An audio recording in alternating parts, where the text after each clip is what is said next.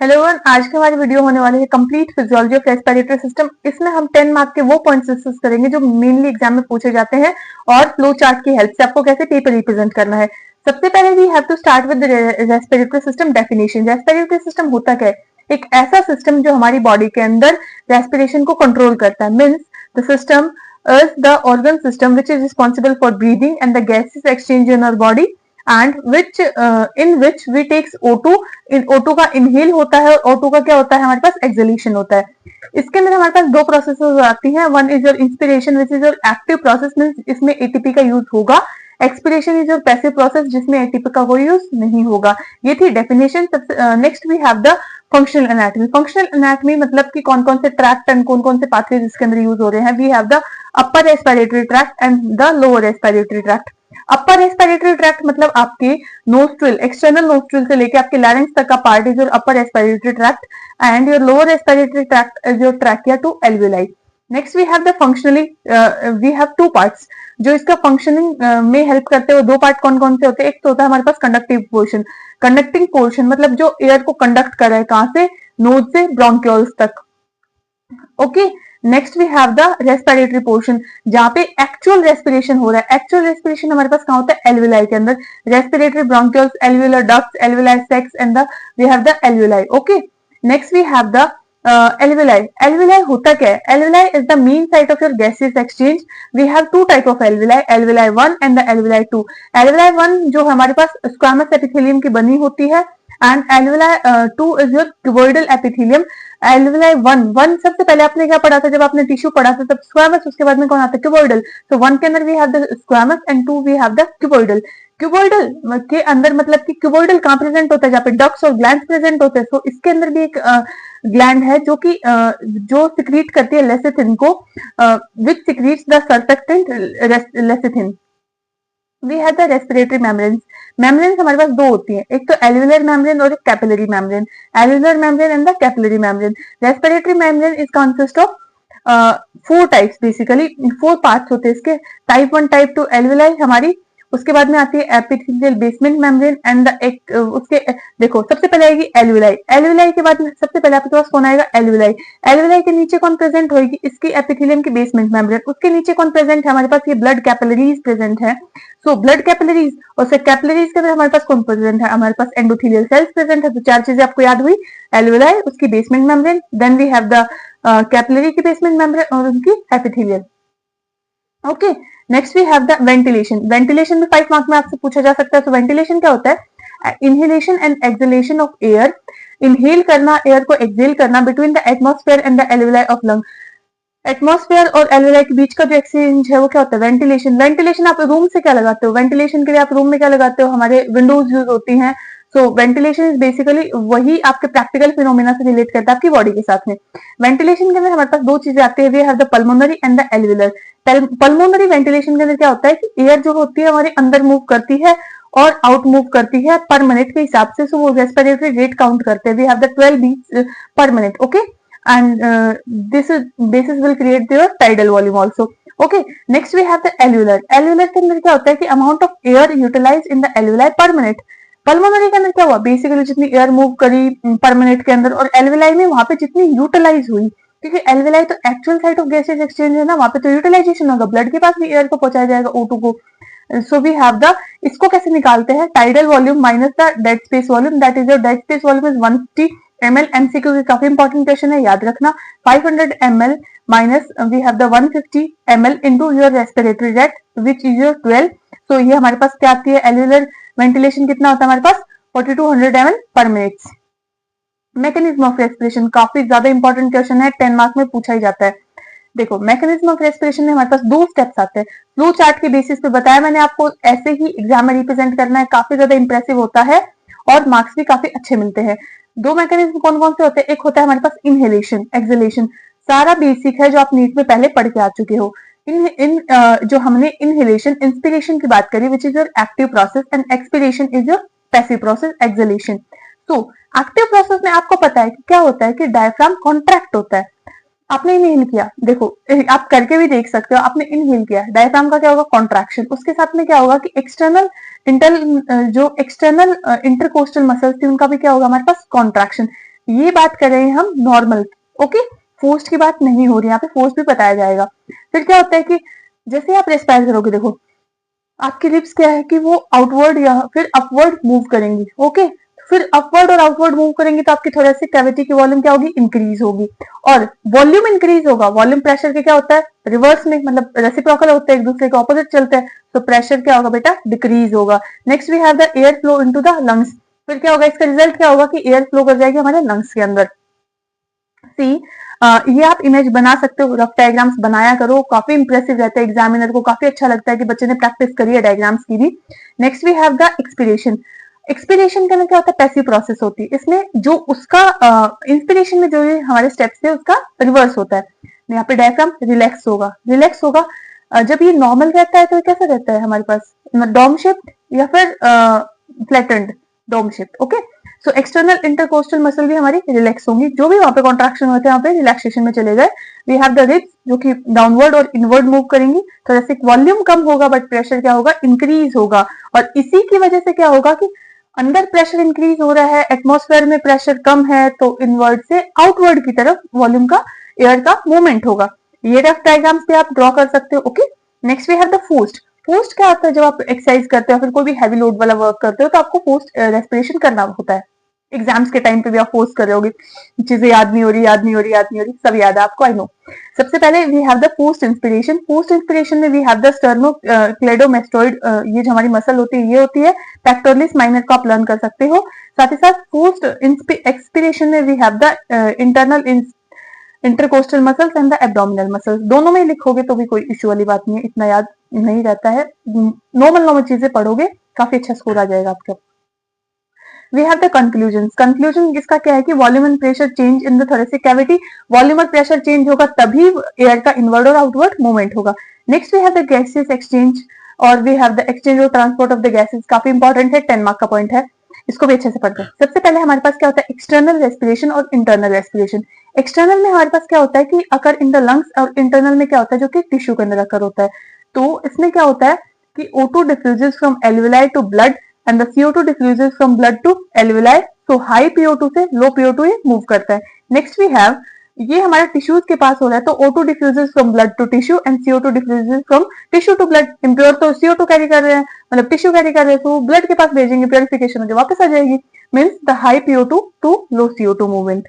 Transport of gases काफी important है, 5 mark 10 mark में पूछा जाता है। जो नीट में पढ़ा था डिट्टो वही याद करना है। रफ डायग्राम्स बनाने की कोशिश कर सकते हो।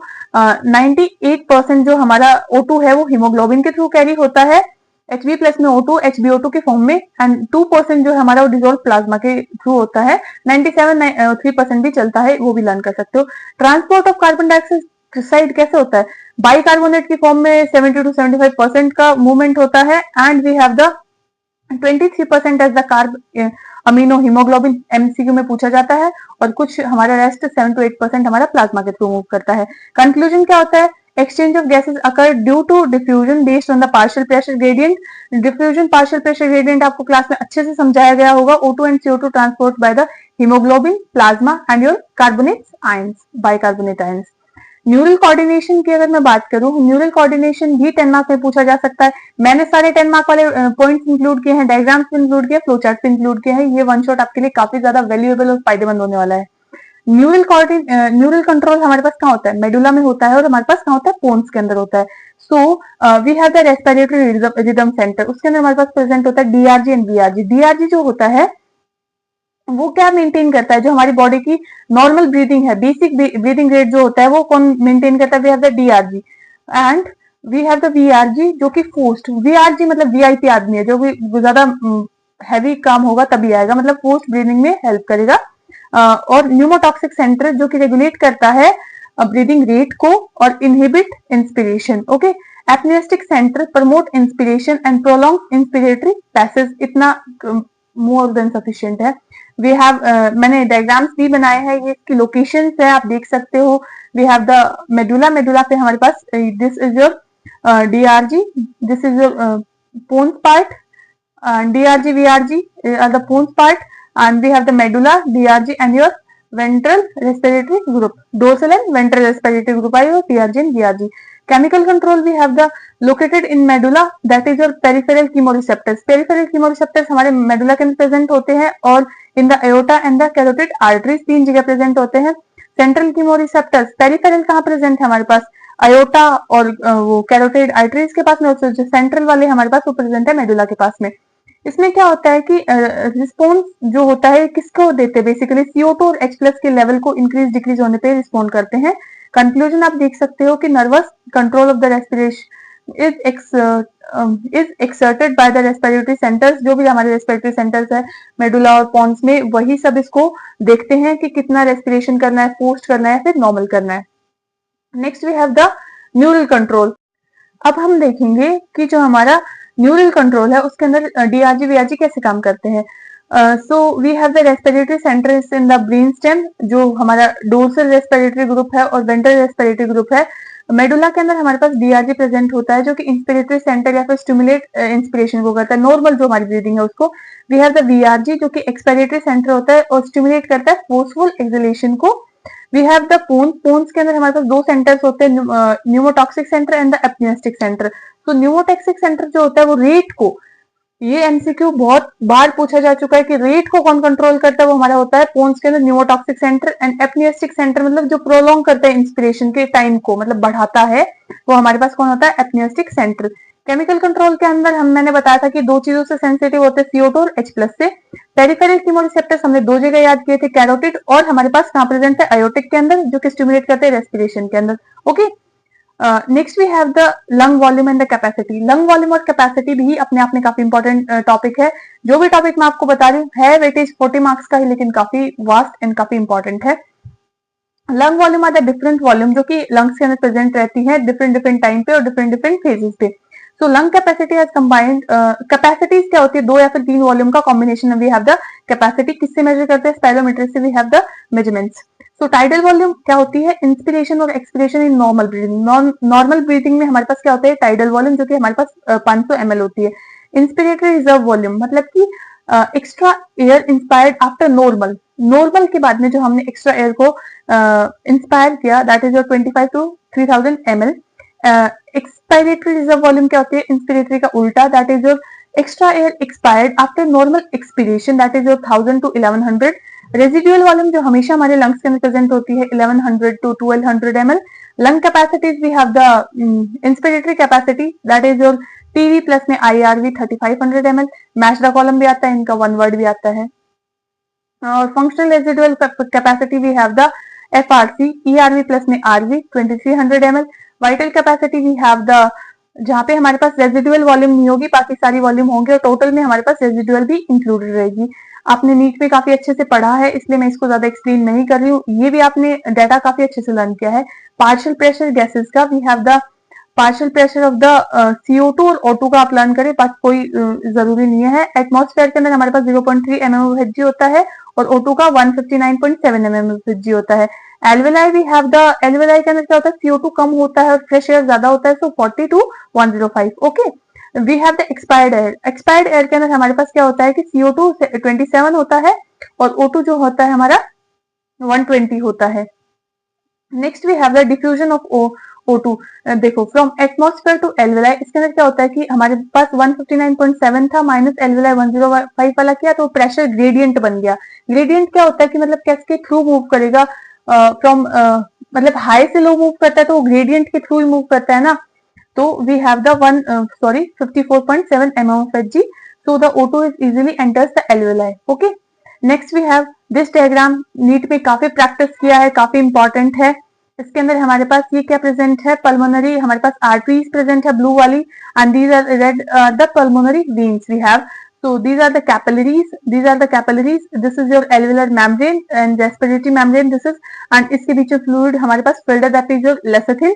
एंड यहाँ पे ऑक्सीजन का डिफ्यूजन हो रहा है रेड ब्लड सेल्स के साथ में और कार्बन डाइऑक्साइड का डिफ्यूजन हो रहा है एल्वेलस से. Next we have the factors affecting your diffusion capacity. जो भी चीजें देखी, मतलब thickness of the respiratory membrane, permeability, उसकी total surface area, gradient, solubility, molecular weight, ये सब कुछ हमें अफेक्ट करते हैं.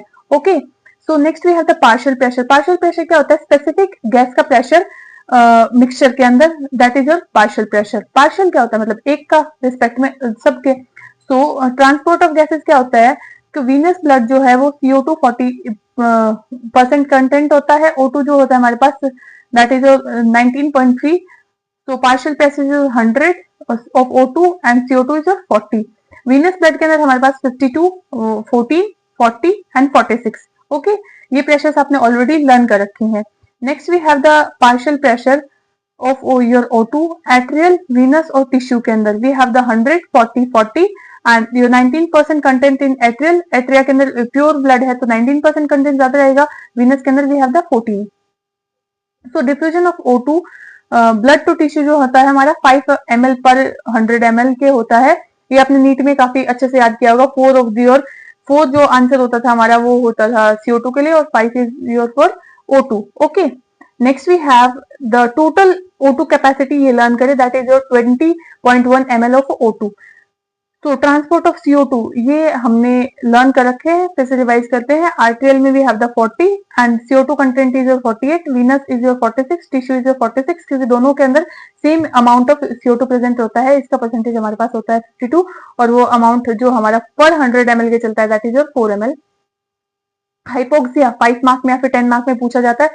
Cellular hypoxia of different intensity occurs due to the inspiratory insufficiency, मतलब कि जो हमारा सेलुलर हाइपोक्सिया, हाइपोक्सिया क्या होता है, मतलब कि in some cases the O2 therapy is very useful, in the other cases the utility is limited. Hypoxia मतलब कि सेलुलर इंस्पिरेशन के अंदर O2 की कमी होना कुछ सर्टेन फैक्टर्स की वजह से। इफेक्ट ऑफ हाइपोक्सिया, इफेक्ट क्या देखने को मिलता है, due to the severe hypoxia death can occur. अगर आपको सफोकेशन होगी तो आपकी अगर आपको फिर से ऑक्सीजन नहीं मिला तो आपकी डेथ हो सकती है। इन माइल्ड और moderate hypoxia mental functioning disturb और the functional capacity of the muscle और the tissue can be occur. We have the O2 therapy hypoxia. O2 can be given, O2 therapy मतलब कि O2 अपन दे रहे हैं उसको, placing the patient in the head in a tent that can contain, मतलब ऐसे टेंट के अंदर अपन ने उसका हेड फिट कर दिया जहाँ पे काफी ज्यादा O2 है, एयर फोर्टिफाइड O2 मतलब काफी प्योर O2 उसके अंदर प्रेजेंट है, हाई कंसेंट्रेशन है, फिर अपन ने उसको O2 मास्क लगा दिया, ऑक्सीजन मास्क जो बोलते हैं। O2 therapy in the great value of the following hypoxia. O2 therapy भी दी जाती है कभी कभार। Atmospheric hypoxia, hypoventilation hypoxia. Hypoxia can be improper diffusion, hypoxia के अंदर जब गैसेज ही नहीं है तो डिफ्यूजन कौन सा प्रॉपर्ली होगा। सो O2 therapy is partially useful for the hypoxia and the anemia or the abnormality of the O2 transport. O2 therapy is no use in the hypoxia can caused by the circulatory insufficiency। अगर circulatory insufficiency मतलब कि blood के अंदर red cell count कम है, haemoglobin कम है, तो वो वहां पे आप O2 थेरेपी देके क्या करेंगे, जब आपके पास सेल ही नहीं है ट्रांसप्लांटेशन के लिए, ट्रांसपोर्टेशन के लिए, so there will be no need of your therapy। So we have the PFT, pulmonary function test, a group of tests that measures how well the lungs are working. ऐसा test pulmonary मतलब lung का test जो बताएगा कि कैसे हमारे lung function कर रहे हैं, उसकी वॉल्यूम कैपेसिटी, फ्लो रेट, और इसके अंदर क्या होता है कि इंडिकेशंस क्या क्या होते हैं इसके, diagnosis of the respiratory disease that is your asthma and COPD। We have monitoring lung capacity, evaluating treatment effectiveness and the pre operating assessments. Measurements हम क्या क्या करते हैं, we have the TB tidal volume का करते हैं, inspiratory reserve volume का, expiratory reserve volume का एंड रेजिडुअल वॉल्यूम्स का। ओके, ये लंग का रफ डायग्राम बना सकते हो, काफी इजी है। Lung capacity, vital capacity is the maximum amount of air inhaled after maximum inhalation and the total lung capacity is your total volume of your air. That is your functional test. We have the spirometry, that is the diagnosis obstructive or the and restrictive lung disease। कोई भी हो सकती है, आपको lung disease बता देगा कि आपको कौन सी एल्वेलाई के अंदर प्रॉब्लम है, क्या दिक्कत है, वो सब कुछ इससे बताया जाता है कि इसमें डायग्नोसिस क्या होता है। Assess disease severity to progression, severe है या फिर उसका प्रोग्रेस चल रहा है, ये भी आपको बता सकता है। गाइड ट्रीटमेंट डिसीजन, मतलब ये भी बता सकता है कि आपको कौन कौन सी मेडिकेशन यूज करना चाहिए। ये थी हमारी कंप्लीट रेस्पिरेटरी सिस्टम का वन शॉट। अगर आपको वीडियो पसंद आई हो तो प्लीज लाइक शेयर